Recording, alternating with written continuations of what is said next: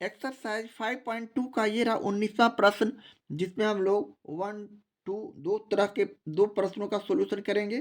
तो पहला प्रश्न लेते हुए, यदि एपी का 10वां पद 52 है और 17वां पद 13वें पद से 20 ज़्यादा है तो एपी को ज्ञात करना है हमें। तो यहाँ हम प्रश्न से लिखते हुए अपने सॉल्यूशन में आगे बढ़ेंगे। यानी प्रश्न से 30 17 बराबर 30 17 माइनस 17वें पद 13वें पद से 20 ज्यादा है तो T17 माइनस T13 बराबर 20। इस तरह का हमारा इक्वेशन बन रहा है, यहाँ माइनस है। अब हम इसे आगे हल करते हैं उसी तरह, यानी a प्लस 16d, इसे हम इस तरह लिखे माइनस, इसे भी हम a प्लस 12d बराबर 20 करेंगे। इसे आगे हल करते हैं, अगले स्टेप पे हम इसे ब्रैकेट तोड़ते हैं तो a प्लस 16d ब्रैकेट के बाहर माइनस है, अंदर का चिन्ह सारा चेंज कर देंगे, यानी माइनस a और माइनस 12d इक्वल टू 20। इसे आगे हल करते हैं, ये माइनस और प्लस वाले a इक्वल संख्याएं कट जाएंगे। अब हम 16d में से 12d को घटा देंगे तो 4d हो जाएगा, 4d बराबर 20। इसलिए यहाँ से हम अब d का मान निकाल सकते हैं, इसलिए d इक्वल टू 20/4, 4 में 5 से भाग कर दिए यानी 5 हमारा d का मान हो गया। अब हम T10 प्रश्न में दिया हुआ है 52, क्योंकि T10 बराबर 52 है प्रश्न से। अब हम यहाँ उसी तरह संख्या यहाँ लिखेंगे a प्लस 9d बराबर 52। अब a का मान निकालने के लिए हम a प्लस 9 गुने 52 करेंगे 9 गुने 5 करेंगे, 9 गुने 5, d का मान यहाँ 5 है बराबर 52। इसलिए a प्लस 9 × 5 = 45 हो गया बराबर 52। इसलिए a का मान यहाँ से निकाल सकते हैं, a बराबर 52 प्लस 45 है, इसे राइट हैंड साइड ले जाएंगे माइनस 45 हो जाएंगे। अब यहाँ a का मान 7 आ गया, इसलिए अब हम अपने AP को लिख सकते हैं। AP बराबर हमारा हो गया a पहला पद, a प्लस d दूसरा पद, a प्लस 2d तीसरा पद, a प्लस 3d चौथा पद। इसलिए हम जितना पद चाहें उतना निकाल सकते हैं। यहाँ से अब हम लोग a का मान 7 रखेंगे, यहाँ a हो गया 7 और प्लस d का मान यहाँ हमने 5 निकाला है ऊपर। इसी तरह a प्लस 2 गुने 5 करेंगे,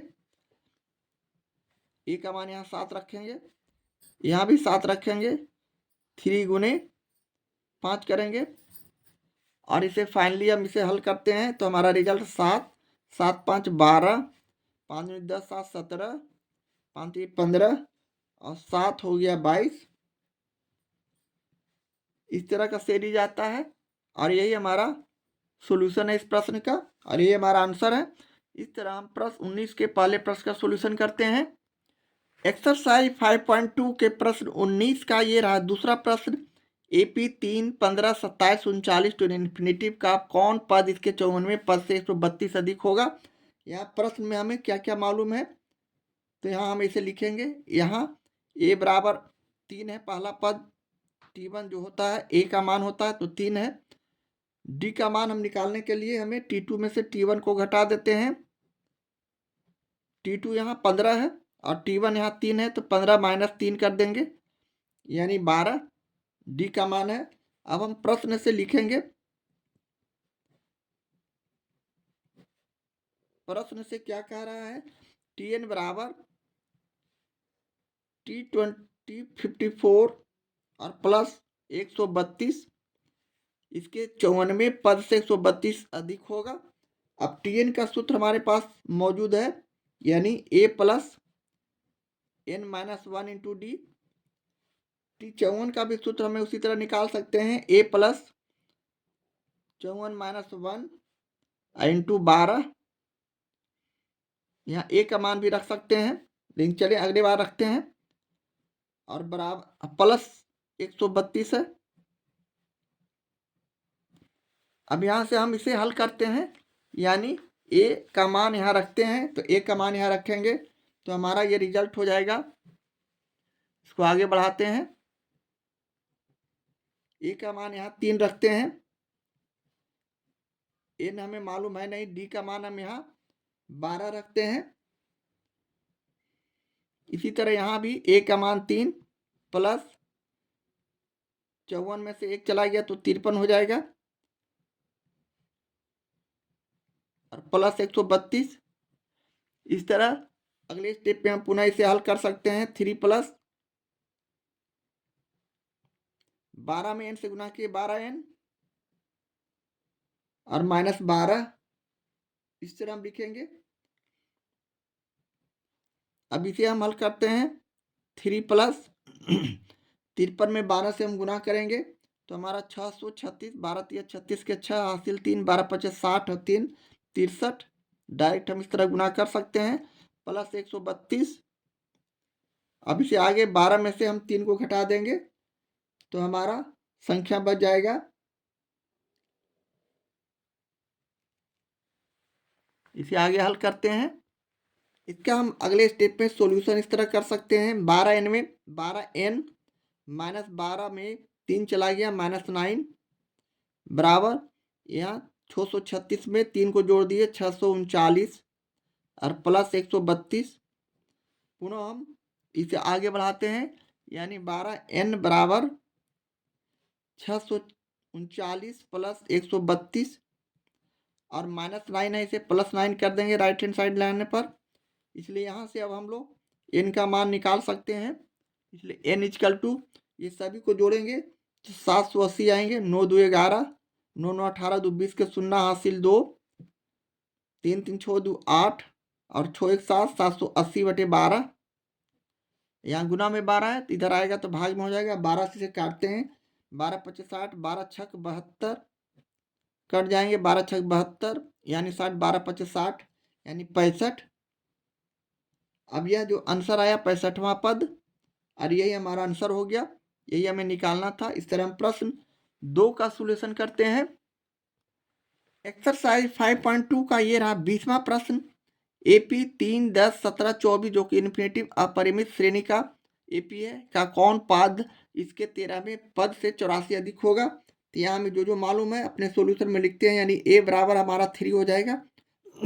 T1 यहाँ जो एपी में दिया हुआ ए 3 हो गया। डी निकालने के लिए हम उसी तरह T2 में से T1 से घटाते हैं दूसरे पद से पहले पद को, तो दूसरा पद यहाँ 10 और पहला पद 3 है, यानी हमारा डी का मान यहाँ 7 आ गया। अब हम प्रश्न से हमारा जो कंडीशन है, जो हमारा शर्त है, उसके अनुसार चलते हैं। प्रश्न से कह रहा है कौन पद इसके 13वें पद से 84 अधिक होगा, यानी Tn बराबर 13वें पद से 84 अधिक। इसे हम इस तरह लिखे। अब हम इसे सीधे सूत्र पर रखते हैं, यानी Tn का सूत्र होता है a plus n minus 1 into D, जबकि T13 को हम इस तरह लिख सकते हैं a plus 13 minus 1 into D और प्लस 84। अब हम a और d का मान यहाँ रखते हैं।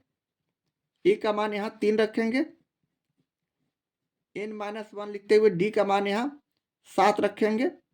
उसी तरह यहाँ भी 3 रखे, 13 में से 1 गया तो हमारे पास संख्या बच गया 12 और d का मान यहाँ 7 रखेंगे और प्लस 84 करेंगे। इस तरह का हमारा कैलकुलेशन आगे दूसरे स्टेप में होते जाएगा। अगले स्टेप में हम पुनः इसे हल करते हैं, यानी 3 प्लस 7 में n से गुना किए 7n, 7 में -1 से गुना किए -7, यहाँ बरसते 84 में 3 जोड़ दिए, या एक स्टेप और चले 84 इस तरह समझने के लिए, बरसते 84 अब प्लस 84। इस तरह करने के बाद अब हम इसे आगे हल करते हैं तो हमारा रिजल्ट इस तरह होता है, यानी 7n और 3 में से -7 चला गया तो -4। अब 84 84 और 3 को हम जोड़ देंगे तो 4 4 8 और 3 11 के 1 हासिल 1 8 8 16 1 17 171 हो जाएंगे। अब यहाँ से हम 7n बराबर 171 -4 है, राइट हैंड साइड ले गए +4 हो जाएंगे, 175 हो जाएंगे, 74 1 75 हो जाएंगे। इसलिए यहाँ से हम n का मान निकाल सकते हैं 175/7 करते हुए 7 से इसे काटेंगे 25 सत्ते 75 से, यहाँ 25 हो जाएगा। अब ये 25वां जो आया हमारा 25वां पद आंसर हो गया और यही हम प्रश्न 20 का सॉल्यूशन है। इस तरह हम प्रश्न 20 का सॉल्यूशन करते हैं। एक्सरसाइज 5.2 का ये रहा प्रश्न 21।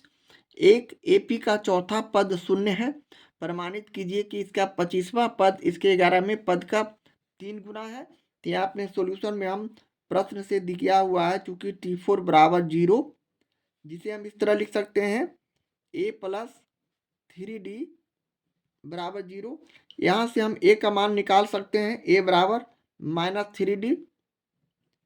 अब हम प्रश्न से लिखेंगे, प्रश्न हमारा क्या कह रहा है, क्या सिद्ध करने कह रहा है, तो कह रहा है प्रश्न T25 = 3 गुना T11 का 11वें पद का 3 गुना है 25वां पद।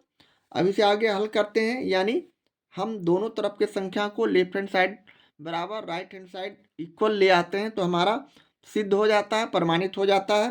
तो T25 को हम इस तरह भी लिख सकते हैं, यानी a + 24d। डायरेक्ट हम सूत्र पर इस तरह लिख सकते हैं 3 गुने T11 को हम इस तरह लिख सकते हैं, यानी a + 10d। इस तरह हम इसे लिख सकते हैं। अब इसे हम आगे हल करते हैं तो हम a का मान यहाँ रखते हैं, a का मान हमने ऊपर निकाला है -3d, तो यहाँ -3d किए +24d बराबर 3 गुने, यहाँ भी a का मान हम वैल्यू रखते हैं -3d +10d यहाँ भी रखते हैं, पहले से 10d है। इस तरह करने के बाद अब हम अगले स्टेप में पुनः इसे हल करते हैं, यानी 24d में से -3d चला गया तो हमारा 21d बचेगा। अब यहाँ 3d और प्लस 10d है, 10 में से 3 चला गया तो 7d, तो यहाँ 3 गुने 7d हो गया। अब इसे आगे हल करते हैं तो हमारा रिजल्ट 21d बराबर 27d, यानी लेफ्ट हैंड साइड बराबर हमारा संख्या राइट हैंड साइड आ चुका है। यानी हम कह सकते हैं कि T25 = 3 गुने 11d, 3 गुने T11। इस तरह हम इसे साबित कर चुके हैं, यही हमें दिखाना था। इस तरह हम प्रश्न 21 का इस तरह हम सॉल्यूशन करते हैं और ये हमारा प्रश्न 21 का सिद्ध करने का, साबित करने का, प्रमाणित करने का सॉल्यूशन हुआ। एक्सरसाइज 5.2 का ये रहा 22वां प्रश्न। यदि किसी एपी का 10वें पद का 10 गुना बराबर है 15वें पद के 15 गुना के हैं तो दिखाएं कि इसका 25वां पद शून्य है। तो हम यहाँ प्रश्न से लिखेंगे, प्रश्न हमें क्या कह रहा है, एपी का 10वें पद का 10 गुना, यानी एपी का 10वां पद T10 हो गया और 10 गुना माने 10 से गुना कर दिए, बराबर है 15वें पद के 15 गुना का, यानी T15 15 + 15 गुने 15 15 गुना 15वें पद के 15 गुना के बराबर है। इस तरह का हमारा इक्वेशन बन रहा है। अब हम इसे आगे हल करते हैं उसी तरह। T10 को हम इस तरह लिख सकते हैं a + 9d, ये a है, a + 9d और गुने 10 बराबर T15 को हम इस तरह लिख सकते हैं a + 14d और गुने 15।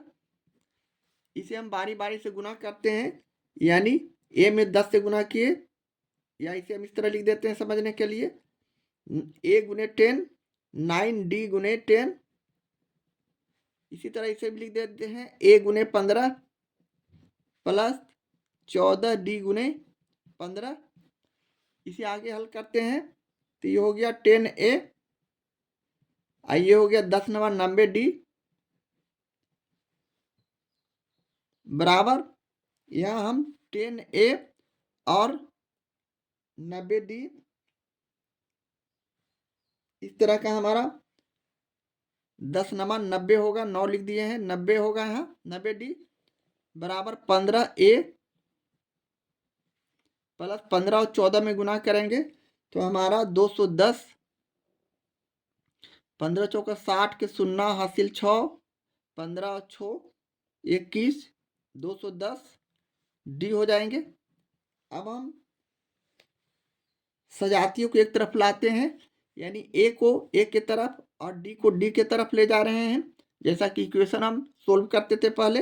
यहाँ 10A 15A को हम इधर लाए तो ये प्लस में है, माइनस 15A हो जाएगा। 210D हमारा यहाँ बचा प्लस 90D को हम राइट हैंड साइड ले जा रहे हैं तो माइनस 90D हो जाएंगे।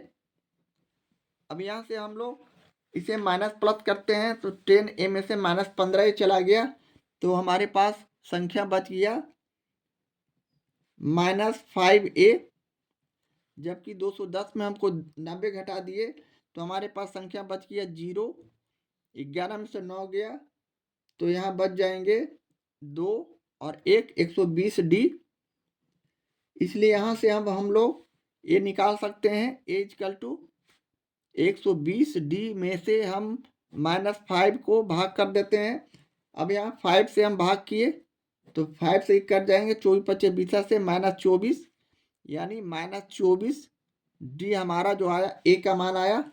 अब हम T25 निकालेंगे, यानी T25 बराबर हमें लाना है प्रश्न से 0।